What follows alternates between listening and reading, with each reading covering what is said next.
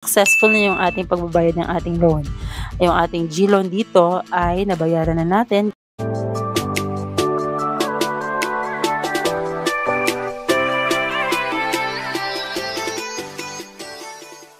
Guys, this is Det and welcome back to my channel. If you are new to my channel, please don't forget to subscribe my channel and hit the bell button para notify kayo sa ating mga bagong uploads. Dahil nag-upload tayo ng mga video tutorials dito na makakatulong sa atin to earn money online and of course to know more about GCash.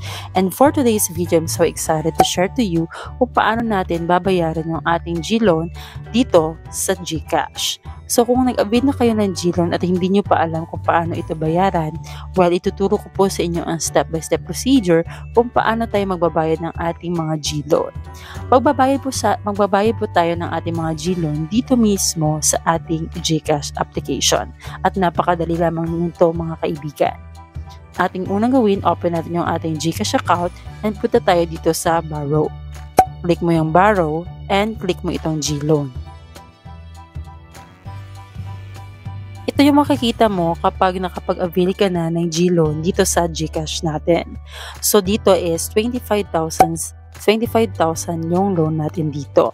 At pwede na natin itong bayaran. So dito, ipapakita ko sa inyo kung paano ito babayaran. So nakalagay dito, meron tayong babayaran na 2,730.87. Yung gagawin lamang natin, stop lamang natin itong Pay Now. And dito sa Pay Now, pwede natin itong bayaran in full. Kung hindi mo pa kayang bayaran in full, pwede ka rin maglagay ng amount dito. So makikita niyo na mayroon tayong 2,730.87. So ito yung ating deduction na dapat nating bayaran every month. So ito is kasali na dito yung ating interest.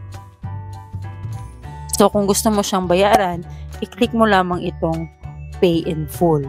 So, ito na yung amount dito is 2,730.87. And yung GCash balance natin is 3,312. So, mababawasan niya ng 2,730 and click lamang natin itong Next. Upon clicking Next, so napakadali lamang. You're about to pay 2,730 pesos and click mo itong Pay.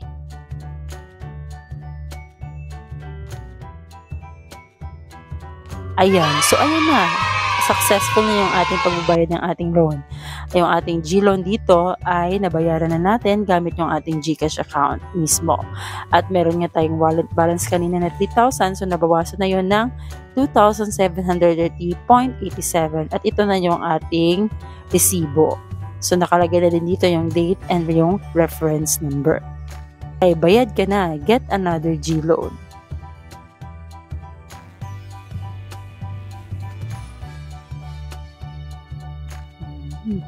So, ganun naman po kadali magbayad ng ating G-loan. Ayan. So, kapag chinek mo yan siya ulit, ayan. So, wala na. Bayad na tayo sa ating G-loan. Nabayaran na natin kaagad lahat-lahat. Okay? Out of the G-loan. Mabilis na lang mag-loan ngayon. Next. Ayan. Ayan, meron na naman tayo ulit na offer na 15,000 pesos. Kasi nabayaran na natin yung ating loan na 25,000 pesos. At pwede na rin tayo mag-avail ulit dito.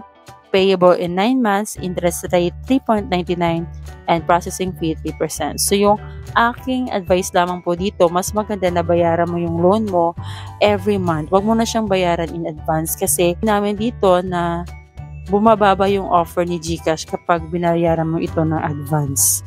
So, mas maganda, monthly mo siya bayaran. Katulad dito, meron naman tayo ulit na offer na 15,000 pesos na malaki-laki na rin. Kasi noon, yung offer natin dito is 25,000 pesos. Ngayon, 15,000 pesos na. Kasi nabayaran na natin yung loan natin na 25,000 pesos. So, ganun lamang po kadaling mag-loan dito sa ating GCash. Naman nakatulong sa inyo ang video na ito kung paano tayo magbabayad ng ating mga GCash loan. For more video, meron tayong mga video tutorial dito about GCash. So, i-click nyo lamang po yan kasi naka-playlist na po dyan. Pwede tayong makapanood dyan ng how to unlock our G-Gifts, G-Credit, ating G-Loan. Ayan. Again, this is Det and thank you for watching.